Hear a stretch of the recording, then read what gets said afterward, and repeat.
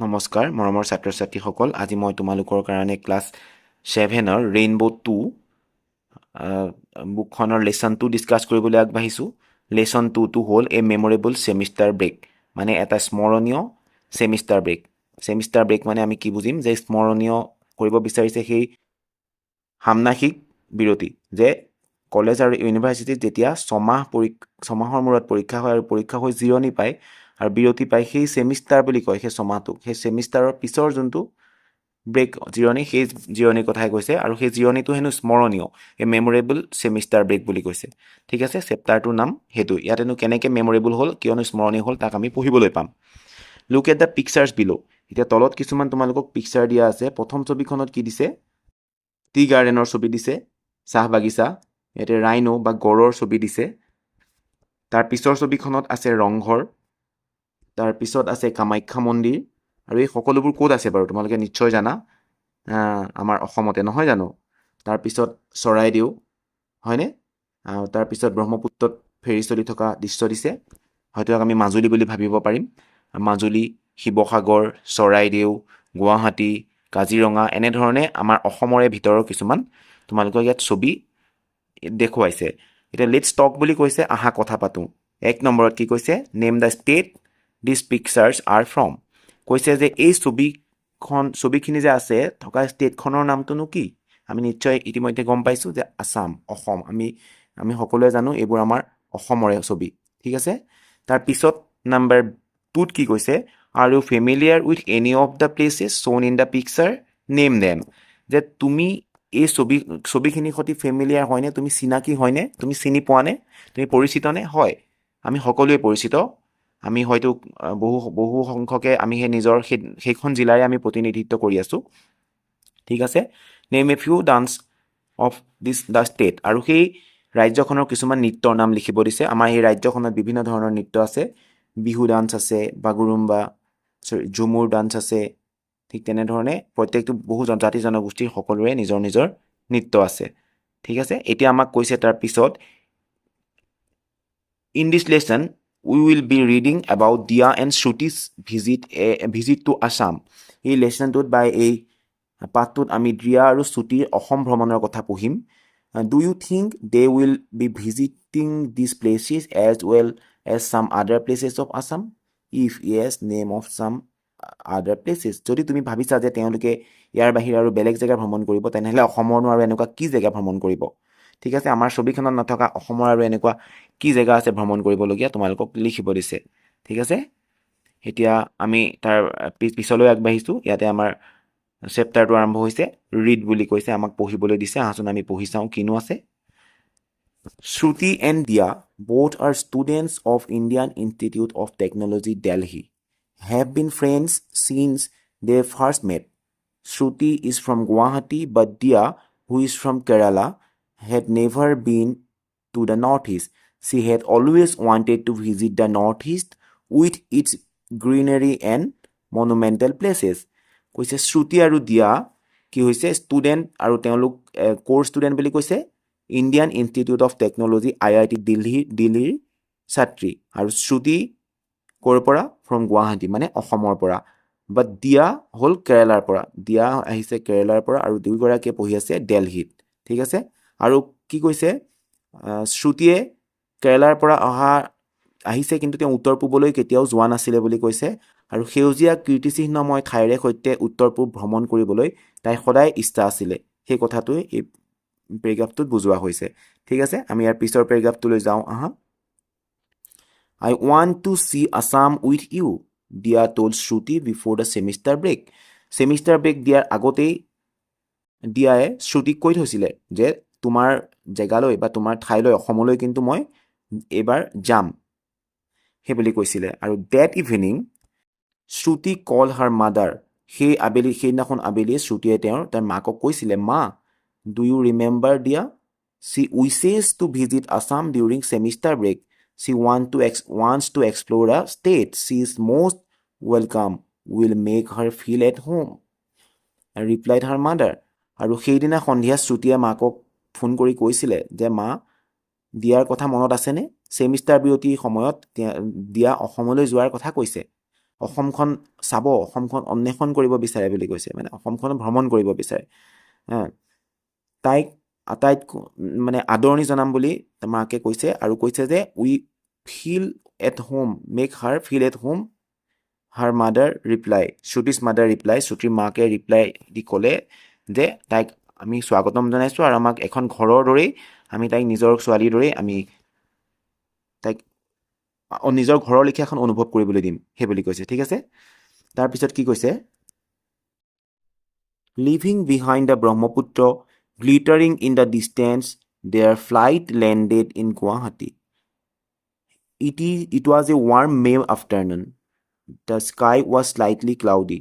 Shruti's parents greeted them at the airport with hugs and a bucket. কিছু দূৰৈত জিলিকি থকা ব্ৰহ্মপুত্ৰ এৰি তেওঁলোকৰ বিমানখন গুৱাহাটীত অৱতৰণ কৰিলে। মে' মাহৰ উষ্ণ দুপৰীয়া আছিল। আকাশখন অলপ ডাৱৰীয়া আছিল।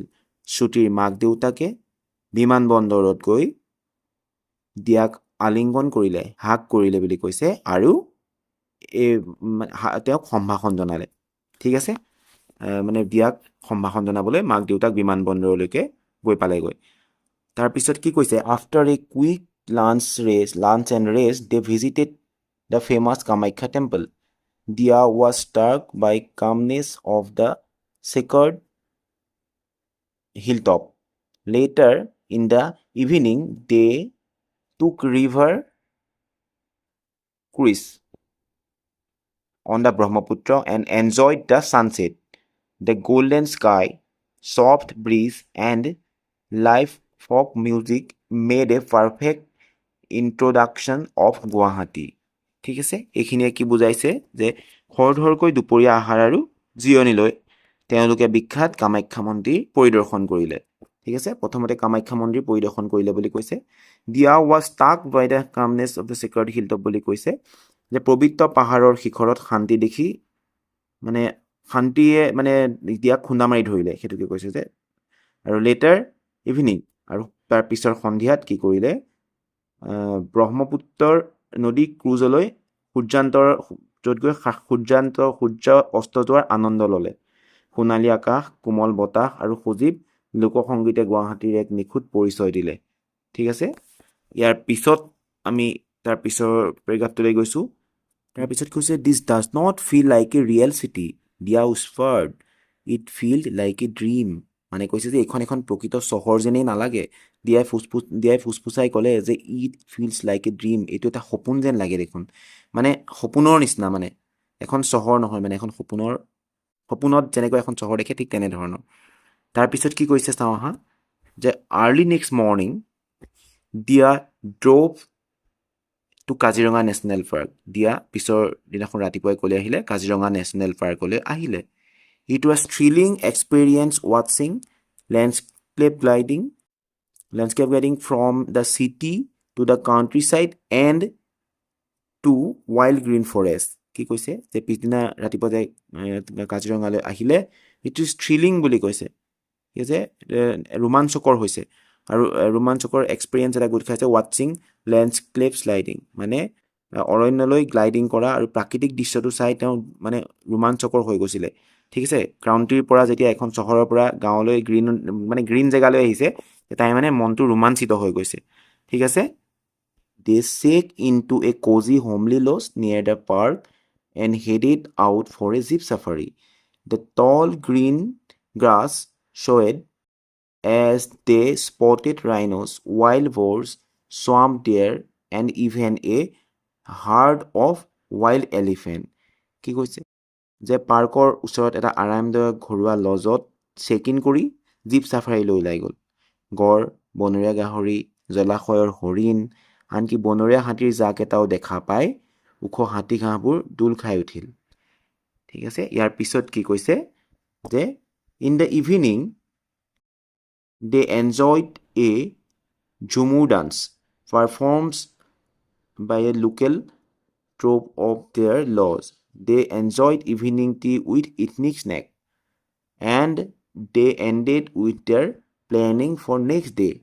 ঠিক আছে, সন্ধিয়া তেওঁলোকে নিজৰ লজত স্থানীয় দল এটাৰ ঝুমুৰ নৃত্য উপভোগ কৰিলে আৰু জনগোষ্ঠীয় জলপানৰ সৈতে সন্ধিয়াৰ চাহ খালে ইথনিক স্নেক বুলি কৈছে যে জনগোষ্ঠীয় জলপানৰ সৈতে সন্ধিয়া চাহ খালে আৰু পিছদিনাৰ কাৰণে এটা প্লেনিং কৰিলে আৰু দিনটো শেষ হ'ল পিছদিনাৰ কাৰণে এটা পৰিকল্পনা কৰি তেওঁ দিনটো শেষ কৰিলে ইয়াৰ পিছৰ পৃষ্ঠালৈ যাওঁ ব'লাচোন next day at dawn they set off an elephant safari পিছদিনাখন তেওঁলোক এনিমেল চাফাৰী বা হাতীৰ চাফাৰীৰ কাৰণে গ'ল the forest was quiet and covered with mist মানে নিস্তব্ধ আৰু কুঁৱলীৰে হাবিখন আৱৰি আছিলে the silent of the forest was magical আৰু সেই নিস্তব্ধতা কিন্তু যাদু কৰি বুলি কৈছে মানে কিবা যেন যাদুহে কৰি থৈছে ইমানেই ধুনীয়া নিস্তব্ধ they enjoyed the nesting stork grazing deer and a family of otters by a water hole এতিয়া কিহত ব্যস্ত কি কৈছে তেওঁলোকে বাঁহ সজা ষ্টৰ্ক বা চৰাই মানে চৰি থকা হৰিণ আৰু পানীৰ গাঁতৰ কাষত থকা পৰিয়াল উপভোগ কৰি আছিলে মানে উদৰ পৰিয়াল উপভোগ কৰি আছিলে after the safari they had breakfast তাৰপিছত তেওঁলোকে ব্ৰেকফাষ্ট কৰিলে এণ্ড ড্ৰভ টু যোৰহাট আৰু যোৰহাটৰ ফালে আগবাঢ়িলে আৰু the route journey was quite thrilling মানে ৰাস্তাৰ যোনটো যাত্ৰা এইটো বৰ মানে নিস্তব্ধতা আৰু ৰোমাঞ্চকৰ আছিলে because the route flanked by endless tea garden হয় গোটেই ৰাস্তাটো অন্তহীন চাহ বাগিচাৰে মানে পৰিপূৰ্ণ আৰু গোটেই ৰাস্তাটো চাহ বাগিচাৰে সেউজময় দেখিছিলে কাৰণে তেওঁ কৈছে যে নিস্তব্ধ আৰু ৰোমাঞ্চকৰ আছিলে বুলি কৈছে ঠিক আছে they stayed for the night at the heritage tea estate bungalow in the evening they walk through the plantation and learn about tea cultivation and processing of tea যে হেৰিটেজৰ চাহ বাগিচাৰ বাংলো এটাত ৰাতিটো থাকিলে আৰু সন্ধিয়া বাগিচাখনৰ মাজেৰে খোজকাঢ়ি গৈ চাহ খেতি আৰু চাহৰ প্ৰক্ৰিয়াকৰণৰ বিষয়ে জানিব পাৰিলে ইয়াৰ পিছত কি কৈছে next day was special driving through the quiet countryside sleepy town and hills tinged with green they headed to Charaideo They drove to Shruti's uncle's house close by the Moidams. ঠিক আছে কি কৰিলে পিছদিনাখন বিশেষ আছিল নিস্তব্ধ গ্ৰাম্য অঞ্চলত টোপনি যোৱা চহৰ আৰু সেউজীয়া ৰঙৰ পাহাৰবোৰৰ মাজেৰে গাড়ী চলাই তেওঁলোক চৰাইদেউলৈ ৰাওনা হ'ল ক'লৈ গ'ল চৰাইদেউলৈ ৰাওনা হ'ল গাড়ীৰে মৈদামখনৰ যে গৈ আছিলে চৰাইদেউলৈ আৰু সেই চৰাইদেউতে কি আছিলে আংকুলছ হাউচ অফ শ্ৰুতি আৰু সেই চৰাইদেউৰ মৈদামৰ কাষতে শ্ৰুতিৰ আংকুল বা খুৰাকৰ ঘৰ আছিলে ঠিক আছিলে তাৰ পিছৰ পেৰেগ্ৰাফটোনো কি কৈছে আমি চাওঁ আহা দে ৱেৰ ৱেলকাম উইথ ৱাৰ্ম স্মাইল তেওঁলোকক আদৰণি জনোৱা হৈছিলে এটা উষ্ম হাঁহিৰে ঠিক আছে এটা হাঁহিৰে তেওঁলোকক আদৰণি জনোৱা হৈছিলে দে হাৰ্টলি ৰিয়েলাইজ লাঞ্চ উইথ মাছৰ টেঙা মানে মাছৰ টেঙা কি কৈছে টেংগি fish curry aloo pitika mashed potato and sticky black rice pudding ঠিক আছে তেওঁলোকক এইবিলাক খাদ্যৰে সম্ভাষণ জনাইছিলে তেওঁলোকক তাত কি খাবলৈ দিছিলে মাছৰ টেঙা খাবলৈ দিছিলে আলু পিটিকা আৰু ষ্টিকি ব্লেক ৰাইচ ষ্টিকি মানে কি আঠাযুক্ত ক'লা চাউলৰ পুডিং খাবলৈ দিছিলে ঠিক আছে তাৰপিছত কি কৈছে in the afternoon they visited Charaideo Maidam the Maidams are the burial mounds of Ahom royalty, comparable of the Pyramid of Egypt. A local guide who happened to be an old friend of Shruti's uncle narrated stories of Suikafa, the founder of Ahom dynasty. This land has so much memory, Dia said softly, and they stood beside the ancient mounds. দুপৰীয়া চৰাইদেউ মৈদাম দৰ্শন কৰিলে আৰু মৈদাম দৰ্শন কৰাৰ পিছত মৈদামবোৰ হৈছে মিছৰৰ পিৰামিডৰ সৈতে তুলনাযোগ্য আহোম ৰাজত্বৰ সমাধি মানে সেইটোকে ইজিপ্তৰ যোনটো পিৰামিডৰ কথা কৈছে তাৰ লগত তুলনা কৰিব পাৰিছে সংঘটিতভাৱে শ্ৰুতিৰ ককাকৰ পুৰণি বন্ধু এজন স্থানীয় গাইড হিচাপে তেওঁলোকৰ লগত গৈছিলে আৰু চুইকাফা বুলি কৈছে মানে আমি যোনটো চুকাফা বুলি কওঁ চুকাফাৰ কাহিনী বৰ্ণনা কৰিলে ঠিক আছে তেওঁ আহোম ডাইনেষ্টি বা আহোমৰ প্ৰতিষ্ঠাপক ঠিক আছে আৰু তাৰপিছত কি কৈছে this land was so much memory, Dia said softly, and stood beside the ancient mound. মানে প্ৰাচীন টিলাবোৰৰ কাষত থিয় হৈ তাই এই মাটিত ইমান স্মৃতি আছে বুলি কৈছিলে ঠিক আছে They stayed in Shruti's uncle's house and after a hurried breakfast with local delicacies they started their journey back to Guwahati মানে শ্ৰুতিৰ খুৰাকৰ ঘৰত থাকি স্থানীয় খাদ্যৰ সৈতে খৰখেদাকৈ ব্ৰেকফাষ্ট কৰি গুৱাহাটীলৈ বুলি তেওঁলোকে উভতনি যাত্ৰা আৰম্ভ কৰিলে Assam seemed different for Dia now. It was not just because she had seen so many beautiful places, but because Assam had shifted from a place on a map to the place in her heart. মানে কি কৈছে দিয়াৰ বাবে অসম যেন এতিয়া বেলেগ ইমানবোৰ ধুনীয়া ঠাই তাই দেখাৰ বাবে নহয় অসমৰ মানচিত্ৰৰ ঠাইৰ পৰা হৃদয়ৰ ঠাইলৈ তেওঁ অসমখনক স্থানান্তৰিত কৰি ল'লে আৰু অসমক হৃদয়ৰ মাজত সোমোৱাই ল'লে সেইকাৰণে তেওঁ কৈছে যে কি আসাম ইজ ডিফাৰেণ্ট অসমখন ডিফাৰেণ্ট কাৰণ সেই তেওঁ তাত হৃদয়ৰ পৰা অনুভূতি প্ৰাপ্ত কিছুমান বস্তু তেওঁ দেখা পালে ঠিক আছে এতিয়া শেষতনো কি কৈছে চাওঁ আহা এতিয়া কৈছে যে কি নাও that you have read in the lesson, think back about your assumption and about the places Dia and Shruti visited. Was your assumption right?